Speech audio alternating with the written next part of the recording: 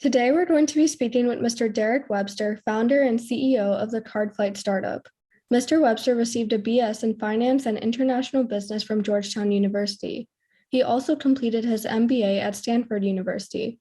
He worked at companies such as E-Trade Financial and Oliver Wyman, as well as founded a company called Local Bonus before finally creating Card Flight in February of 2013. He is also a board member of the Electronic Transactions Association. So, Mr. Webster, thank you so much for sitting down with me today. Let's get started. Tell us Perfect. about your experiences. Tell us about your experiences at Georgetown University and Stanford University. Yeah, so I was Georgetown University for undergrad. I had been born and raised in Southern California, but had actually been sailing competitively since I was 8 years old. And a lot of the top college sailing teams are located on the East Coast. And so most of my college search was focused on East Coast schools, and knew some people that were a couple of years ahead of me that were on the Georgetown sailing team. And that was kind of what initially sparked my interest. And then found out there was a lot more to the school than just that. But that was what kind of led me to Georgetown and to the DC area. Got it. Were these universities your first choices? So Georgetown was, in high school, I was trying to figure out a lot of things. So, I applied to a lot of schools, had a lot of different options. I ultimately, as I got to the end of the process, I knew Georgetown was a top choice. And actually I'd been waitlisted there and campaigned very hard to get off the wait list, and ultimately did. And I'm very glad I did that. So, so that was a long and winding process. In the case of, business school at Stanford, I was pretty young for my class. So I was only 2 years between undergrad and when I enrolled at Stanford. So I was, barely a year out of undergrad when I was applying. And so I wasn't 100% committed that I needed to get an MBA. So I didn't apply to, in fact, I think I only applied to 2 schools in total, and Stanford was my first choice. So, so for business school, yes, Stanford was my first choice. With undergrad, it was a more complicated and dynamic situation. Got it. How did you decide to major in business?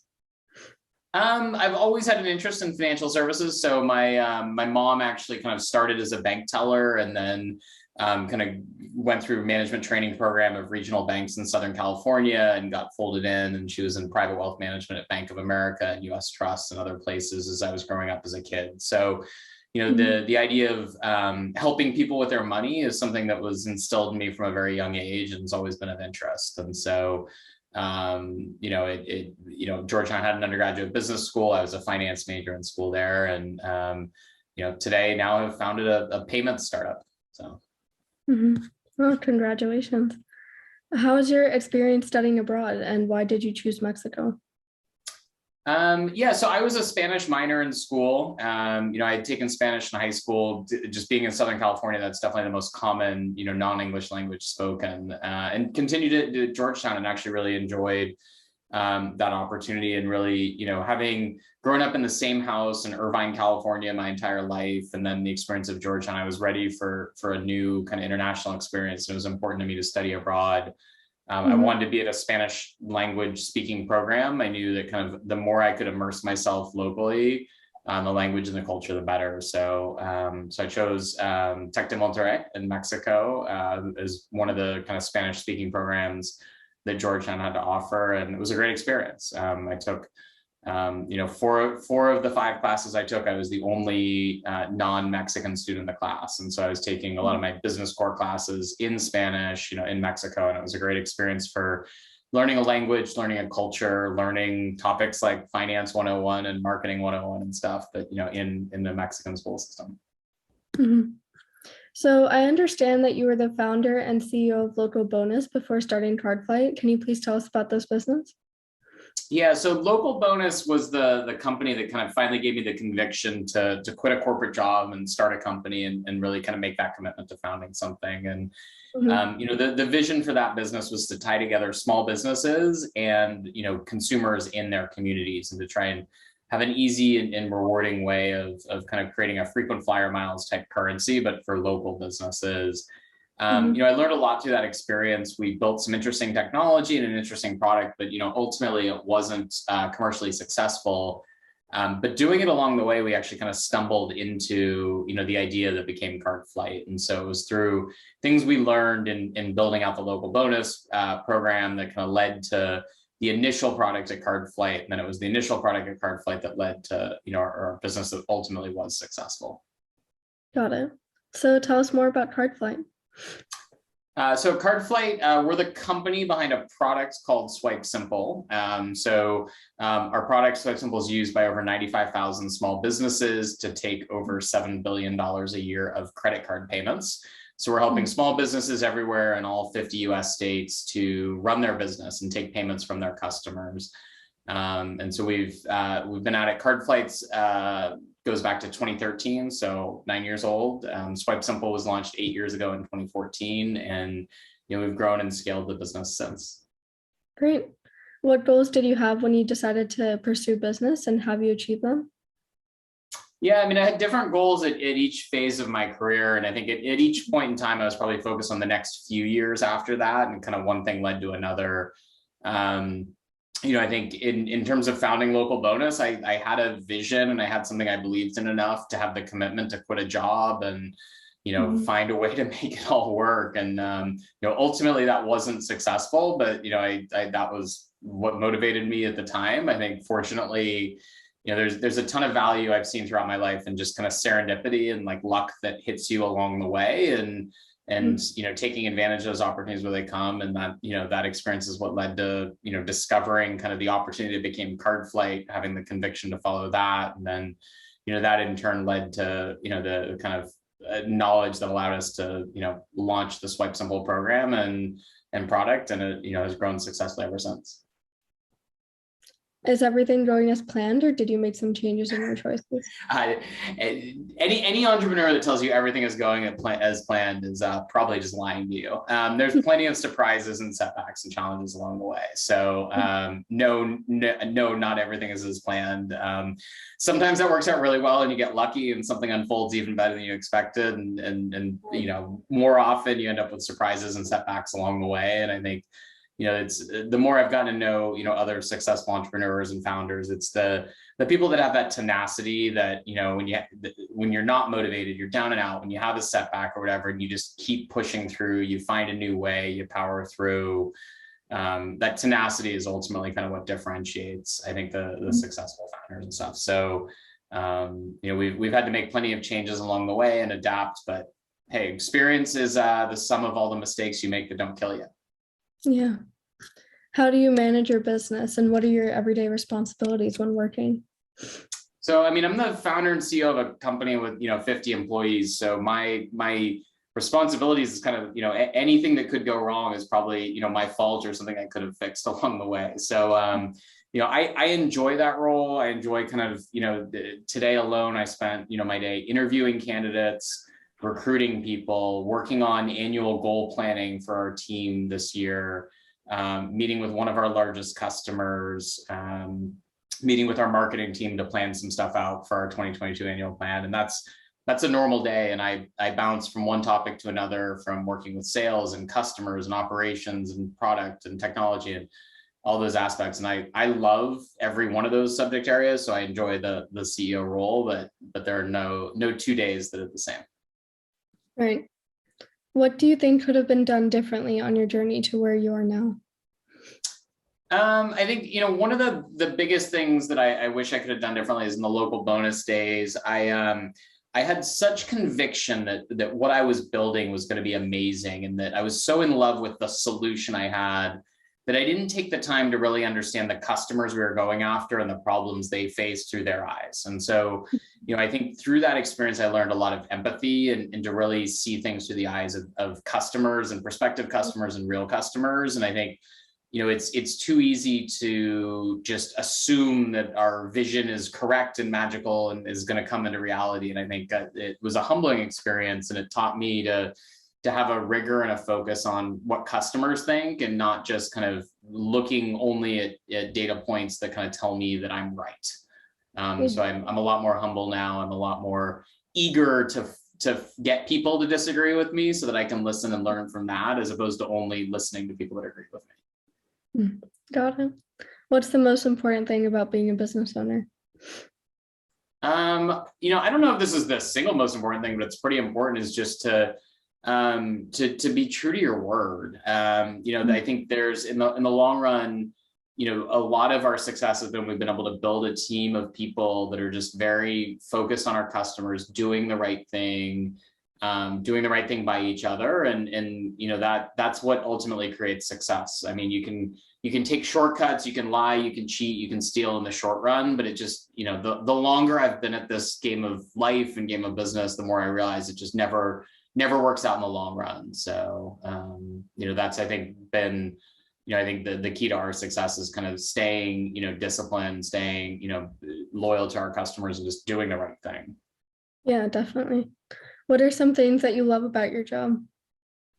I love the bouncing around and doing a lot of different things. I love that I get to, I get to focus on different things throughout my day, and at any one point in time, and just, kind of being able to check in with a team or team members or a customer, or a specific decision, and do good work there, and then move on to something totally unrelated. That's something that took time for me to get comfortable with, but I really enjoy it, being able to see that big picture of what's going on, to see the future with our company now. I mean, as we're maturing as a company, we're getting better at being able to forecast and understand what's going to happen in the future before it happens. And it's really cool to just watch that growth, unfold in either high speed or real time or slow motion, just depending on the case. Yeah, definitely. So what are some things that you don't like about your job? I don't know if there's any, like, there's challenges, but like those challenges come with a job. If you're kind of checked in as a founder and CEO, you're bought in on the fact that, whatever challenges you face, you have to own. I can't run away from challenges and setbacks and surprises. I kind of, the buck's got to stop with me. So, I enjoy that. I embrace it. Given certain challenges are really challenging. Don't get me wrong. Like, I'm not saying this is easy, but, I enjoy the work I do. So, I mean, leading a company is difficult. You've got to kind of get everyone to be motivated and excited to go in the same direction as a team, but knowing that everyone has their own self-interest. And so how do you find common ground between what motivates different individuals and what they're in it for, and what the company needs of them? And so that's a problem-solving exercise that, we spend every day navigating and leading through. But I wouldn't say that I don't enjoy it, because it's just challenging, but I enjoy that challenge. Austin. It seems that you're a board member for Electronic Transactions Association. Please tell us about ETA and your responsibilities in that role. Yeah, so ETA is the trade association for the electronic payments industry. So it's got over 500 member companies that, represent everything, all the leading kind of providers of payment enablement and payment acceptance technology, throughout the US, and quite frankly, around the world. They've got operations in Canada and elsewhere as well. So we've been involved in that association because many of our customers, many of our partners, are member companies. It's been a great organization for us for organizing the industry when there's, government affairs or lobbying efforts, interest issues that affect the entire industry, and we can all align and work together on. And also it's, I mentioned our customers and partners are there. So it's been a good experience. I, started as a committee volunteer, and then a committee chair, and then I had a non-voting board seat, and then I had a board seat. Now I'm actually technically, I think, the secretary of the board of directors, which, puts me in line to be president of the ETA here in, I think, 2025. Congratulations. Thank you. What are some things that you wish you knew before entering business? Things I wish I knew before entering business. It's an interesting challenge, because I think there's if you know all the challenges and risks and setbacks you face, you would never start a company. So it's a lot of times, a lot of first-time founders are the most successful because they don't know what they don't know, and it causes them to run really fast. And sometimes they run through walls, and sometimes the walls hit them and stuff like that. So there's a bit to the process that it's you have to learn as you go. I think, I mentioned earlier this kind of, understanding your customer and their needs and being focused on them is a skill I've learned over time. So I think, earlier in my career, I'd spent a lot of time focusing on competitors and what did competitors do? And, oh, someone announced something, or, what's my solution and why my solution's great. And I think I just the more I've matured, the more I've used kind of our customers as a grounding point, a focusing point, and making sure that everything we do is aligned with creating value for our customers in really authentic ways. Yeah. Last question. What are 3 pieces of advice you would give to people entering business, or what steps could high school students take to better prepare themselves for a career in business? So I think at a high school, at that stage, it's, if you're offered a microeconomics class, take it. A lot of the key concepts that come from, an introductory economics course are actually like really important and really, key core foundations. I mean, you'll learn about supply curves and demand curves, and that kind of, those concepts matter. I mean, sometimes we're making pricing decisions for our product and internally debating, we set that on the demand curve, not on the supply curve. So you'd be surprised at, some of those foundational microeconomics principles. I mean, I've always had an interest in business, but there was no, business focused classes in the high school I took, and that was fine. But microeconomics is a great starting point, and one that tends to be more widely available. I think nowadays, I mean, this is different than when I was growing up. There's so much information online. And so you can just learn so much, and just videos and blog posts and knowledge. I mean, there's just the access to information is there. And so just learning where and how to find it is key. And I think, the fact that Google indexes the entire internet, so it's maybe the action item is to, be good at Google searching and learn that, kind of finding, the knowledge and the niches, that make sense to you. But I think, the final point is probably the opposite, and that's just to make sure to learn to think critically. I think there's a lot of, of information out there that, is kind of presented as fact, but might actually be someone's opinion.